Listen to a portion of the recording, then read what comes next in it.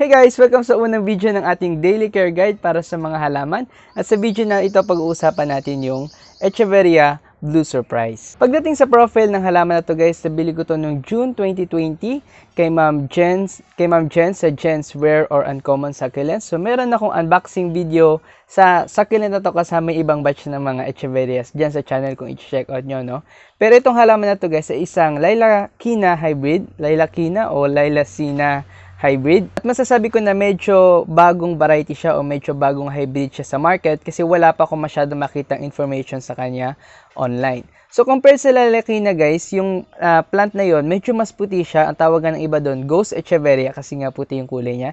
Pero yung Blue Surprise, medyo mas blue yung kulay niya. At compared din doon, yung leaves niya ay parang medyo rounded, hindi ganun katulis yung gitna niya compared sa Lilacina. Baka mga masabi nyo guys na comparable siya sa Echeveria imbricata, yung leaf shape niya. Pero hindi siya related dun sa plant na yun guys. So, hindi siya imbricata, no? Medyo hawig lang sila ng konti. Mapapansin nyo rin guys na yung rosette niya medyo tight. So, medyo compact yung leaves niya. Hindi masyadong nagkakalayo sa isa't isa. At sa experience ko nga guys, medyo fast grower siya dahil maninipis nga yung leaves niya.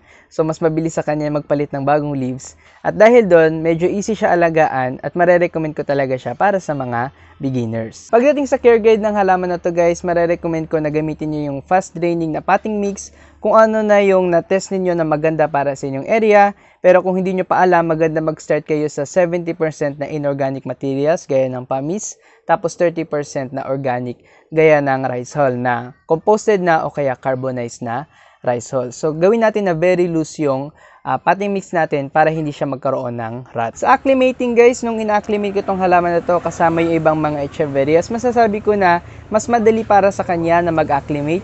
Yung leaves niya, kahit medyo manipis sila, hindi sila ganun kabilis na naglalagas kapag nagro-root sila. So hinahawakan nila yung leaves nila.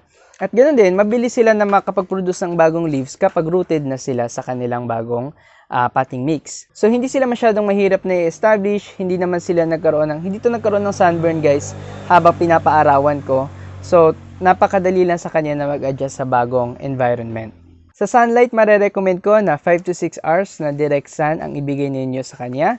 So morning sun, tapos filtered sun na lang maghapon. So maganda rin kung hindi naman masyadong mainit yung lugar ninyo, hindi naman sobrang init ng araw, bigyan nyo siya ng full sun para ma-maintain niya yung blue na color niya. Tapos maging compact yung shape niya at magsara siya. Hindi siya masyadong open na rosette. So mapapansin nyo itong sa akin guys, medyo pale siya. Hindi siya ganun ka-blue kasi hindi siya masyadong nakaka-receive ng maraming direct sun dito sa akin. Kasi nga may greenhouse kami tapos medyo hindi growing season Echeveria ngayon eh. Sa recording na video na to, medyo makulimlim yung panahon dito sa area namin. Pero napansin ko guys, nung mga panahon na bago yung tag-ulan, nung medyo mainit pa, hindi naman talaga siya nagka-sunburn, hindi naman siya nag-suffer kahit medyo direct sun siya ng maghapon.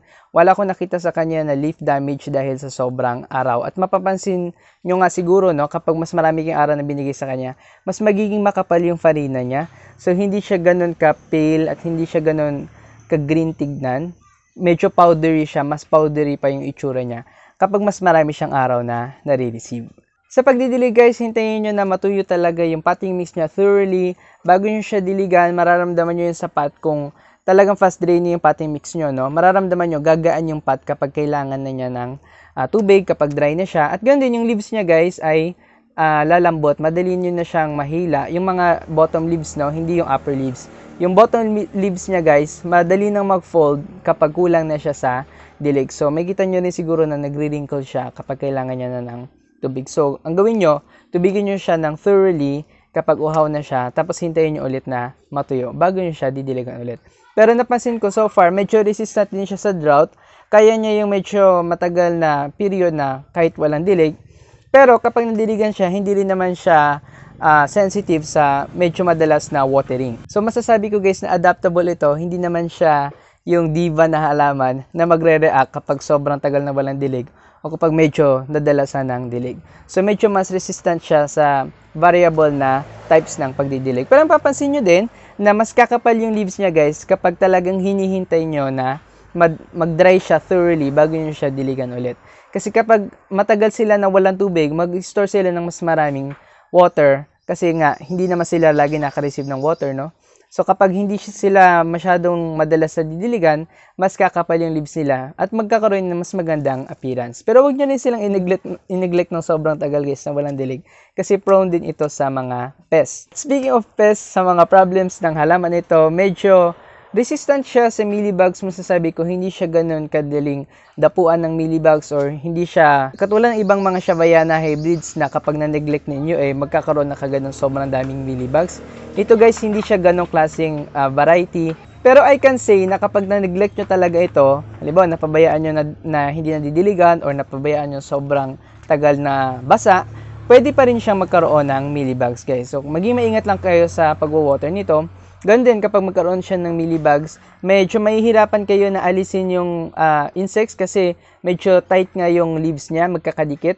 So mahirap sundutin yung gitna niya. So pwede nyo gamitin guys ay systemic na insecticide kapag mayroon siyang mealybugs. Pagdating sa sunburn, sa ibang problems, wala naman akong problem sa halaman na to. Yung rat siguro pwede mangyari sa inyo kapag pangit yung potting mix na ginamit ninyo. Ngayon guys, pumunta naman tayo sa propagation ng halaman na to. Mapapansin nyo siguro na medyo makapal yung leaves niya, no? At kapag mas matured na siya, siguro kapag mas malaki na siya sa size na to, madali lang sa kanya mag-propagate via leaf, pero hindi ko pa na-try before. Pero sasabihin ko sa inyo guys na hintayin nyo munang lumaki yung inyong plant. At dahil nga manipis din siya, pwede siguro madamage din ninyo yung leaf kung tatry nyo natanggalin, no? Baka madamage nyo. So maganda, i-uproot nyo yung halaman ninyo kapag tatanggal nyo sila ng leaves. Huwag nyo silang tanggalan ng leaves na nakaplant sila ng mahigpit kasi baka madamage nyo yung leaf, hindi na yon magpo-propagate. Kung makabunot naman kayo ng leaves sa halaman na to guys, dahil medyo mas malapad yung leaf niya, no? Pwede siya mag-produce ng more than one pop dun sa dulo ng leaf na yon kung talagang masasuccessfully nyo na mapopropagate, or pwede rin na magkaroon siya ng crested na pop. Yun kasi ang tendency kapag malapad yung leaves, mahaba yung kanyang growing point. So, pwedeng mas maraming, more than one pop yung lumabas sa leaf na yon. Pero, guys, dahil nga manipis siya, pwedeng maging sensitive yung leaf propagation nito. Kung gusto niyo na mas reliable na way ng pagpo-propagate, maganda i-behead nyo to. At feeling ko din kung hindi nyo naman siya i-behead, magpo-produce lang din siya ng pops ng sarili niya. Tapos pwede nyo i-separate kapag malaki na talaga yung baby. Saka nyo na ilipat sa ibang pot. Ngayon guys, ang Blue Surprise, hindi siya masyadong lumalaki na halaman at baka pwedeng mag-blend in siya sa ibang mga succulents na meron kayo, ibang mga blue-colored na echeverias, no? Pero yung kanyang uniqueness, yung kanyang round shape at yung compact na form niya, ay pwedeng maging magandang addition sa inyong garden at baka ma-surprise din kayo kapag napalaki nyo ng maayos ito dahil so far, mas madili siya naman sa ibang mga Shawayana hybrids. Kung nahirapan kayo sa mga Shawayana hybrids, marerecommend ko tong blue na surprise. Kung meron na rin kayong blue surprise guys, gusto kong malaman kung paano niyo inilagaan yung inyong halaman. Kung masasabi ba ninyo na easy lang talaga siya, i-comment nyo dyan sa baba para matulungan din natin yung iba na gustong bumili ng variety na to. At sana i-like nyo tong video na to kung nagustuhan nyo yung ating mga care tips at panoorin nyo rin yung ating ibang mga care guide para sa ibang mga succulents dito sa channel. Pero ngayon hanggang dyan lang muna tayo guys at kita-kits sila tayo sa susunod na care guide. Bye-bye!